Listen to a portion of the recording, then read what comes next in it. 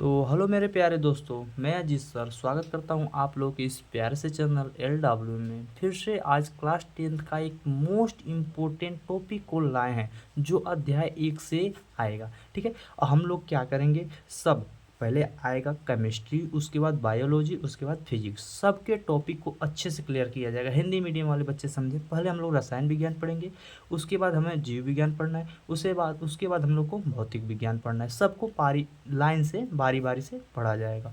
ठीक है, तो पहले हम लोग पढ़ेंगे केमिस्ट्री। केमिस्ट्री मतलब रसायन विज्ञान, और रसायन विज्ञान का रोज एक चैप्टर लाएंगे क्योंकि हम लोग 70 में 70 लाने की तैयारी है। देखिए, अब ऐसे ही ऐसे लिखेंगे तभी बोर्ड में आप कितना भी पढ़े रहें, कितना भी कुछ पढ़ लें, लेकिन ऐसे नहीं लिखेंगे तो आपका पूरा का पूरा नंबर नहीं आएगा। पूरा का पूरा नंबर लाना है तो आपको ऐसे ही साफ सुथरा कापी लिखनी होगी, तभी पूरा का पूरा नंबर आएगा। ठीक है, तो अच्छे से वीडियो को देखिए और सब हम समझाने की कोशिश कर रहे हैं, ध्यान से देखिए। पहला हमारा स्टार्ट होता है रासायनिक अभिक्रिया किसे कहते हैं, उदाहरण सहित समझाइए। तो रासायनिक अभिक्रिया किसे कहते हैं, उदाहरण सहित समझाइए। देखिए, रासायनिक अभिक्रिया किसे कहते हैं, जब एक या एक से अधिक पदार्थ आपस में अभिक्रिया करते हैं। जब एक या एक से अधिक पदार्थ आपस में अभिक्रिया करते हैं तो एक या एक से अधिक पदार्थ का निर्माण करते हैं। जब एक या एक से अधिक पदार्थ, 2 लोग 3 लोग आपस में क्रिया करते हैं तो एक या एक से अधिक पदार्थ का निर्माण करते हैं। और जो निर्मित पदार्थ होता है ना, निर्मित पदार्थ का भौतिक एवं रासायनिक गुण जो होता है मूल पदार्थ से अलग होता है। इस घटना को हम लोग बोलते हैं रासायनिक अभिक्रिया। आपको समझ में तो आया होगा, रासायनिक अभिक्रिया अच्छे से समझ में आ गई होगी।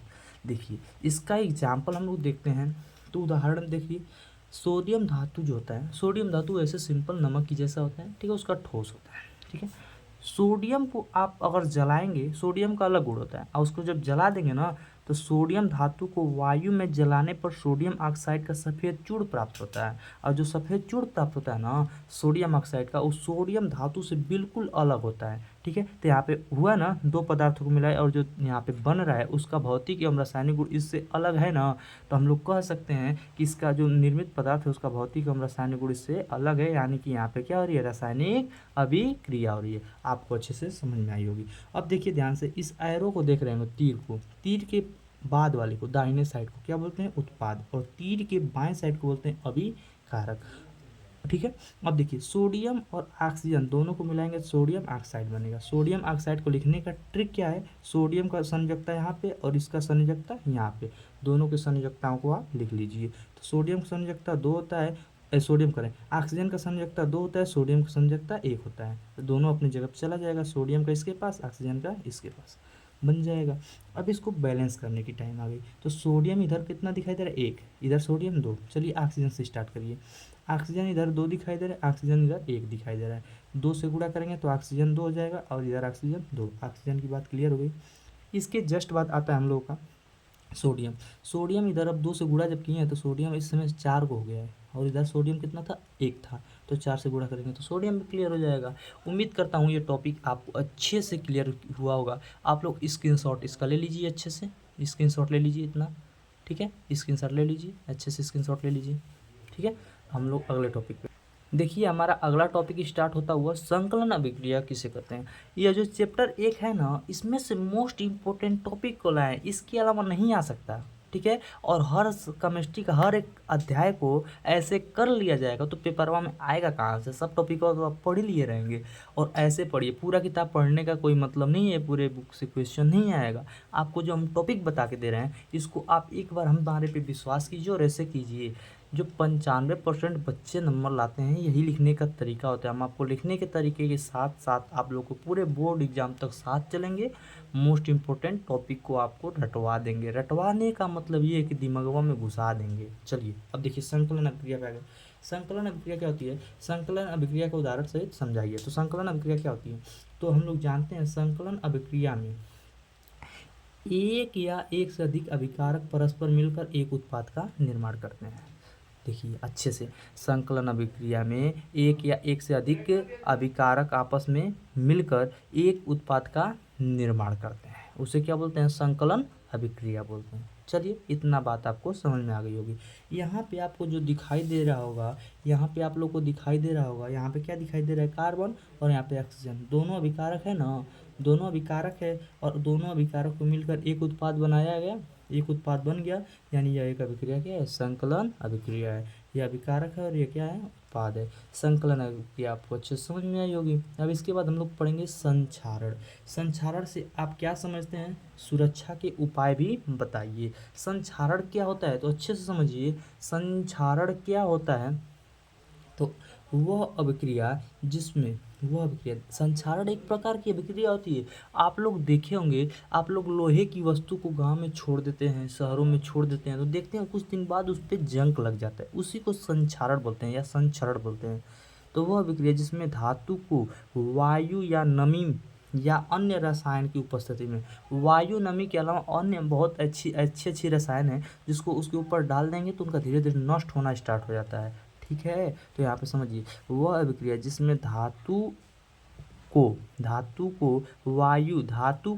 वायु या नमी में या अन्य रसायनों की उपस्थिति में धीमी अभिक्रिया द्वारा नष्ट होता है। धातु जो होता है वायु या नमी या अन्य रसायनों की उपस्थिति में धीमी अभिक्रिया द्वारा जो नष्ट होता है, यह प्रक्रिया पूरा हमारी क्या कहलाती है, संक्षारण कहलाती है। समझ में आ गई होगी। वह अभिक्रिया जिसमें धातु वायु या नमी में या अन्य रसायनों की उपस्थिति में धीमी अभिक्रिया द्वारा नष्ट होता है, संक्षारण कहलाता है। हमारा क्या कहलाता है, संक्षारण।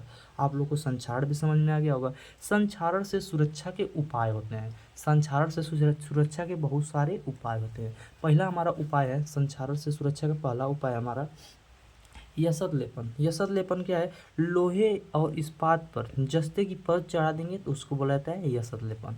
या आप तेल या ग्रीस लगाकर भी आप लोहे को सुरक्षित बनाए रख सकते हैं। ठीक है, आपको इतना बात समझ में आ रही होगी। यह सब इंपॉर्टेंट टॉपिक है, टेंशन ना लीजिए। जो लोग बच्चे पढ़ रहे होंगे उन लोगों को तो इतना पता ही होगा, और जो लोग बच्चे कमज़ोर हैं उनके लिए लाए हैं, उनके लिए वो लोग टेंशन वेंशन मत लें। वो लोग इतना अगर कर लिए तो आप लोग को किसी का हिम्मत नहीं कि आप लोग का 10 में फेल कर दे, आपको कम कर दे, 80% से कम नंबर ला दे। ऐसा हो ही नहीं सकता कि आपका 80% से कम आ जाएगा। ठीक है, अच्छे से पढ़िए। जो तेज बच्चे हैं उन लोग का 95% तक आएगा। सब टॉपिक हम पढ़ा देंगे तो आपका बकेगा कहाँ। चलिए ध्यान से देखिए। अब हम लोग क्वेश्चन नंबर 3 को देखेंगे। तो क्वेश्चन, चलिए देखिए, हम लोग का स्टार्ट हुआ क्वेश्चन नंबर 4। क्वेश्चन नंबर 4 में क्या है, टिप्पणी लिखना है। टिप्पणी लिखने के लिए आप पाएगा, और टिप्पणी लिखने के लिए केमिस्ट्री में आ गया और चैप्टर नंबर 1 से आया तो आप लोग का पहला आएगा या तो वियोजन अभिक्रिया पे लिखिए या तो यसद लेपन पे लिखिए। संचरण पे आएगा तो संचरण पढ़ ही चुके हैं। यसद लेपन पे आएगा, यसद लेपन कर ही देंगे, आप बताने जा रहे हैं। वियोजन पे आएगा, वियोजन कर ही देंगे, हम पढ़ा दे रहे हैं। देखिए, वियोजन अभिक्रिया क्या होती है, वह अनुत्क्रमणीय अभिक्रिया जिसमें एकल अभिकारक टूटकर एक या एक से अधिक उत्पाद का निर्माण कर देते हैं, वियोजन अभिक्रिया कहलाती है। खत्म। अनुत्क्रमणीय अभिक्रिया, वह अनुत्क्रमणीय मतलब एक दिशा में चलने वाली, वह अनुत्क्रमणीय अभिक्रिया जिसमें एकल उत्पाद टूटकर, एगो उत्पाद रहेगा टूटकर दो अभिकारक का निर्माण कर देगा, उसको हम लोग बोला जाएगा क्या, तो उसको हाँ निर्माण कर देता है, उसको हम लोग बोलेंगे वियोजन अभिक्रिया। इसका एग्जाम्पल अगर पूछ देगा आप लोगों से, एग्जाम्पल पूछता नहीं है, अगर पूछ देगा तो लिख दीजिएगा 2HI, यहाँ पे एरो बना दीजिएगा और एरो के बाद लिखिएगा H2 प्लस में I2। H2 प्लस में क्या लिखिएगा, I2। दिखाई दे रहा होगा आप लोगों को, H2 प्लस में I2। इसका क्या है, एग्जाम्पल है। एक अभिकारक टूटकर दो उत्पाद का निर्माण कर दिया, तीसरी को बोलते हैं हम लोगों का वियोजन अभिक्रिया। वह अनुत्क्रमणीय अभिक्रिया मतलब एक दिशा में हो, ठीक है, जिसमें एकल अभिकारक टूटकर एक या एक से अधिक उत्पाद का निर्माण कर दिया यहाँ पे, तो यह अभिक्रिया क्या कर लेगी, हमारा वियोजन अभिक्रिया। चलिए, यसद लेपन क्या है। यसद लेपन क्या होता है तो देखिए क्या होता है, लोहे एवं इस्पात को जंग से सुरक्षित रखने के लिए इस पर जस्ते की परत चढ़ा देना क्या कहलाती है, यह विधि क्या कहलाती है, हम लोग का यसद लेपन कहलाती है। ठीक है, अच्छे समझिए। लोहे या चाहे इस्पात हो गया, इसको जंग मतलब देहाती भाषा में बोल रहे थे मूर्छा, इससे सुरक्षित रखने के लिए इस पर जस्ते की परत चढ़ा देना, यह विधि हम लोग का क्या कहलाएगी, यसद लेपन। आप लोगों को इतना बात एकदम अच्छे से प्योर रूप से शुद्ध रूप से समझ में आ गई होंगी। चलिए, अब आगे वाला टॉपिक स्टार्ट हुआ है, निम्न रासायनिक समीकरणों को संतुलित कीजिए। हम लोग को संतुलित रासायनिक समीकरण के बारे में पढ़ना है। अब देखिए समीकरण को संतुलित कैसे करेंगे, तो आप लोग को हीट एंड ट्रायल मेथड्स आप लोग पढ़े होंगे। हीट एंड ट्रायल मेथड आप लोग पढ़ेंगे। चलिए देखिए आप लोग को हम सिखा रहे हैं कैसे। देखिए यहाँ पे पहला वाले टॉपिक में देखा जाएगा HNO3। HNO3 यहाँ पे हाइड्रोजन की संयोजकता 1 है और यहाँ पे NO3 की संयोजकता क्या होती है, 1 होती है। और यहाँ पे कैल्शियम संयोजकता 2 और यहाँ पे हाइड्रोक्साइड संयोजकता 1 है। यहाँ पे ऐसे नाम लिखते हैं, ठीक है। नाम लिखने का ढंग हम आप लोग को सिखा देंगे, तरीका आप लोग को सिखा देंगे। आज आप लोग को बैलेंस करने का ट्रिक सीखना है, ठीक है। बैलेंस करना है। देखिए बैलेंस करने का ट्रिक कैसे, बैलेंस कैसे करेंगे, तो बैलेंस करने का तरीका आप लोगों को कैसे सिखाएंगे हम। देखिए बैलेंस आपको अगर करना है तो पहले यहाँ पे देखिए, यहाँ पे एच कितना है और यहाँ पे देखिए एच कितना है। पहले तो एच को देख लीजिए। पहले किसको देखना है, इसमें जितने लोग हैं उन लोगों को गिन के आप लिख दीजिए। कितने लोग हैं, एक एच है, एक क्या है, एच है। अब उसके बाद क्या है, एक NO3 है, यहाँ पे NO3 है। अच्छा इसको अलग अलग करके देखिए, तो चलिए अलग अलग कर लीजिए। अच्छा एक में कर लेंगे तो भी कोई दिक्कत नहीं है, अलग अलग ही कर लीजिए। एच हो गया हमारा, चलिए हिसाब से इधर लिख देना है। एच हो गया और क्या है, एन है, ओ है। एच हो गया, एच हो गया, एन हो गया, ओ हो गया, ओ यहाँ पे भी हो गया, एच भी हो गया। यानी ये को बच रहा है CO, ए सी है कैल्शियम। एक क्या बच रहा है, सी है कैल्शियम। अब सबको देखिए कौन कितने लोग हैं। हाइड्रोजन इधर कितना है, 1 है। इधर हाइड्रोजन कितना है, 2 है। यानी 2 से गुणा करेंगे तो बैलेंस हो जाएगा, हो जाएगा। और 2 से गुणा करेंगे तो NO3 भी कब हो जाएगा, 2 गो। और यहाँ पे NO3 कितना है, 2 गो। ऐसे भी देख सकते हैं। यहाँ पे देखिए हाइड्रोजन 2 गो जब किए हैं तो यहाँ पे हाइड्रोजन 2 गो हो गया और NO3 2 गो हो गया। यहाँ पे हाइड्रोजन 2 गो है और NO3 भी 2 गो है। उसके बाद इतना आपको समझ में आ गया होगा। कैल्शियम इधर 1 है और इधर कैल्शियम कितना है, 1 है। कैल्शियम 1 है, लेकिन ओ यहाँ पे देखिए, ओ यहाँ पे 2 है और एच भी यहाँ पे 2 है। तो आप लोग कुछ मत कीजिए, यहाँ पे 2 से गुणा कर दीजिए। यहाँ पे कितने से, 2 से गुणा कर दीजिए। तो जब 2 से गुणा करेंगे ना और सबको बैलेंस पाएंगे। ध्यान से देखिए, यहाँ पे 2 गो एच है, यहाँ पे हाँ ये पूरे एच को, ओवरऑल एच को देखिए। तो यहाँ पे कितना हो गया, अच्छे से लिखा जाएगा। तो यहाँ पे देखिए 2 गो एच है और यहाँ पे 2 गो एच है, 2 गो यहाँ पे एच, 2 गो यहाँ पे एच, 4 गो एच हुआ। इधर भी कितना है, 2 दूना के 4 एच है। यानी कि इसको आप लिख सकते हैं 2HNO3 प्लस में यहाँ पे CaOH का ट्वाइस और यहाँ पे एरो बना लीजिए। और यहाँ Ca यहाँ पे लिख लीजिए NO3 पे ट्वाइस, प्लस में क्या लिख दीजिएगा, 2H2O। क्या लिख लीजिएगा, 2H2O। आप इतना बना लीजिएगा। इतना बात आपको अच्छे से समझ में आ गई होंगी। अब हम लोग पढ़ेंगे रिएक्शन नंबर 2। अभिक्रिया दूसरी वाली जो अभिक्रिया है वो क्या है, देखिए अच्छे समझिए। यहाँ पे सोडियम कितना है, 1 है। इधर सोडियम कितना है, 2 है। 2 से गुणा कर दें, दोनों पक्षों में बराबर रहने चाहिए। इधर सोडियम 1 था, इधर 2 था, 2 से यहाँ पे हम गुणा कर दिए, 2 सोडियम हो गया। अब सोडियम के बाद नंबर आया किसका, ऑक्सीजन का। ऑक्सीजन देखिए यहाँ पे कितना है, 1 है। यहाँ पे 1 कहाँ है, 2 है। 2 से गुणा किया 2 ना हो गया है, तो यहाँ पे 2 ऑक्सीजन हो गया है। और यहाँ पे 4, 4 2 कितना हो गया, 6। और यहाँ पे कितना है, ऑक्सीजन 1 है और यहाँ पे कितना है, 4 है। तो यहाँ पे अगर 2 से गुणा कर देंगे, आप 2 से गुणा कर देंगे, यहाँ पे 2 से गुणा कर देंगे तो 2 और 2 गो ऑक्सीजन यहाँ पे हो गया और यहाँ 4 गो, तो कितना ऑक्सीजन हो गया, 6 ऑक्सीजन हो गया। और यहाँ पे कितना ऑक्सीजन है, 2 से गुणा किया, 2 यहाँ 4 यहाँ, 6 गो ऑक्सीजन हो गया। इधर इधर भी 6 ऑक्सीजन हो गया। नाइट्रोजन भी नाइट्रोजन करें, सोडियम भी आपका बैलेंस है, ऑक्सीजन भी आपका बैलेंस हो गया। और यहाँ पे एक बात देखिए, यहाँ पे हाइड्रोजन 2 है और 2 4 है, यहाँ पे हाइड्रोजन भी 4 है। पूरा का पूरा ओवरऑल बैलेंस, क्योंकि यस भी 1 है, यहाँ पे यस भी 1 है। आपका एक बैलेंस समीकरण है। इसमें ज़्यादा टेंशन ना लीजिए, दोनों जगह 2 2 आप लगा दीजिए, तो आपका इतना हो गया होगा। चलिए इतना हो गया तो आप लोग क्या कीजिए, देखिए आगे वाला हमारा रिएक्शन स्टार्ट हो रहा है। रिएक्शन में क्या लिखा है, NaCl है और AgNO3 है। तो इसका देखिए Na को इधर देखिए 1 है, इधर भी Na 1 है। Na बैलेंस है, आप Na को बैलेंस कर लीजिए। Cl 1 है, इधर भी Cl 1 है, बैलेंस है, बैलेंस है। Ag इधर 1 है, इधर भी Ag 1 है, ये भी बैलेंस है। NO3 1 है, NO3 भी 1 है, ये भी बैलेंस है। ये तो बैलेंस पूरा है, तो पूरा ओवरऑल पहले से ही सही था, पहले से ही सही था। अब यहाँ पे देखिए आगे, आगे देखिए यहाँ पे बी कितना है, 2 है, यहाँ पे बी कितना है, 1 है। तो 2 से गुणा कर देंगे तो कितना हो जाएगा, 2 को BA हो जाएगा, 2 हो गया BA। चलिए देखिए 2 हो गया BA। और CL इधर कितना है, 2 है, और इधर CL कितना है, इधर CL हमारा कितना है, 1 है। तो 2 से गुणा करेंगे तो भी बैलेंस हो जाएगा, 2 से गुणा करेंगे तो भी बैलेंस हो जाएगा। चलिए, और यहाँ पे देखिए यश कितना है, 2 है, और 2 से गुणा किए हैं तो यश भी इधर 2 हो गया।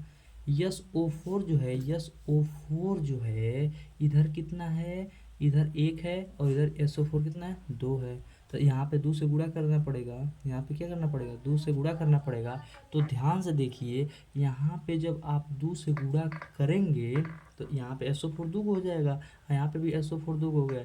लेकिन हाइड्रोजन यहाँ पे अब कितना हो गया, 4 हो गया। तो यहाँ पे आप 2 से 9 करके किससे कीजिए, फाइनल। इसलिए नीचे यहाँ पे लिखेंगे, अभी लिखेंगे अच्छे से साफ से। हाइड्रोजन कितना हो जाएगा, 4 हो जाएगा। तो 4 हाइड्रोजन होगा तो 4 को CL भी होगा, तो 4 को CL होगा, यानी यहाँ पे 2 से कितना करना, क्या करना पड़ेगा, 2 से आपको गुणा करना पड़ेगा। ठीक है, तो ध्यान से देखिए, देखिए हमसे थोड़ा सा क्वेश्चन में मिस्टेक है। यहाँ पे BA2 नहीं होगा, यहाँ पे BA1 होगा, क्योंकि BA की संयोजकता ध्यान से देखिए 2 होती है तो यहाँ पे लिखा गया, और CL की संयोजकता 1 होती है तो यहाँ पे 1 लिखाएगा। तो फाइनली इसको हम अच्छे से साफ से लिख दे रहे हैं। यहाँ पे थोड़ा सा मिस्टेक होने के कारण आप लोग को समझ में नहीं आया होगा। CL2, और यहाँ कितना हो जाएगा, ध्यान से देखिए, बी, यहाँ पे 2 से गुणा नहीं किया जाएगा, यहाँ पे 2 से गुणा नहीं किया जाएगा। यहाँ पे बस लिख दीजिए S2, और यहाँ लिख दीजिए SO4। यहाँ पे एरो बना लीजिए, यहाँ पे लिखिए BA, और उसके बाद यहाँ पे SO4 और प्लस में 2HCl। ध्यान से देखिए, अब मिलाइए, BA इधर कितना है, 1 है, यहाँ पे BA कितना है, 1 है। उसके बाद CL2 इधर कितना है, CL2 यानी 2 है, यहाँ पे 2 से गुणा कर देंगे तो CL कितना हो जाएगा, 2 हो जाएगा। हाइड्रोजन यहाँ पे 2 है तो यहाँ पे भी हाइड्रोजन 2 है। यहाँ पे SO4 1 है तो यहाँ पे भी SO4 1 है। आप बताइए, अब आपको समझ में आ गया, अच्छे से समझ में आ गया। तो अगली अभिक्रिया हम लोग की स्टार्ट होती है विस्थापन अभिक्रिया। विस्थापन अभिक्रिया क्या होती है, इसको समझने की कोशिश कीजिए। विस्थापन अभिक्रिया क्या होती है, वह रासायनिक अभिक्रिया जिसमें जिसमें अधिक क्रियाशील तत्व किसी यौगिक में कम क्रियाशील तत्व को उसके परमाणु से क्या कर देते हैं, विस्थापित करके स्वयं उसका स्थान ले लेते हैं। ऐसी अभिक्रिया क्या कहलाती है, विस्थापन या तो द्विविस्थापन। देखिए समझिए अच्छे से, वह अभिक्रिया जिसमें अधिक क्रियाशील तत्व कम क्रियाशील किसी यौगिक में से कम क्रियाशील तत्व के परमाणु को विस्थापित कर स्वयं उसका स्थान ले लेता है, यानी विस्थापन अभिक्रिया कहलाता है। समझिए, यहाँ पे जो फेरस है ना, यहाँ पे फेरस ज़्यादा क्रियाशील तत्व है, और इसमें से क्या कर देगा, इसको विस्थापित करके Cu को, और खुद वहाँ पे अपना स्थान ले लिया, यानी यह अभिक्रिया क्या कहलाएगी, हम लोग का विस्थापन अभिक्रिया कहलाएगी। ठीक है, अब इतना समझ में आ गया होगा आप लोगों को। अब हम लोग पढ़ेंगे विकृत गंधिता।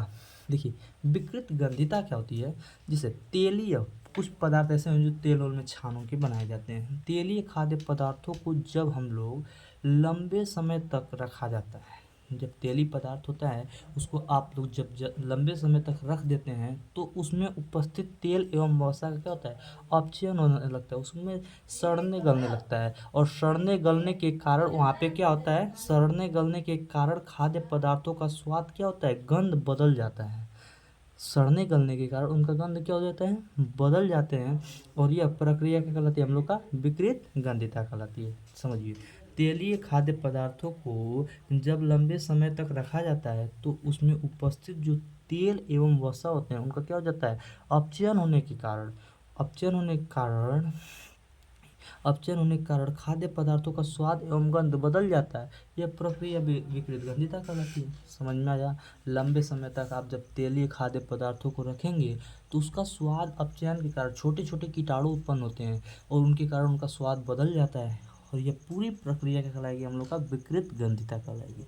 उदाहरण में देखिए, तेल तले हुए आलू के चिप्स, पापड़ आदि कुछ दिनों या कुछ घंटों के बाद बदलती हुई गंध एवं स्वाद उत्पन्न करते हैं। क्या उत्पन्न करते हैं, बदलती हुई। ये तो गांव में आप लोग अपने घरों में, शहरों में देखे होंगे। चलिए अब अपने टॉपिक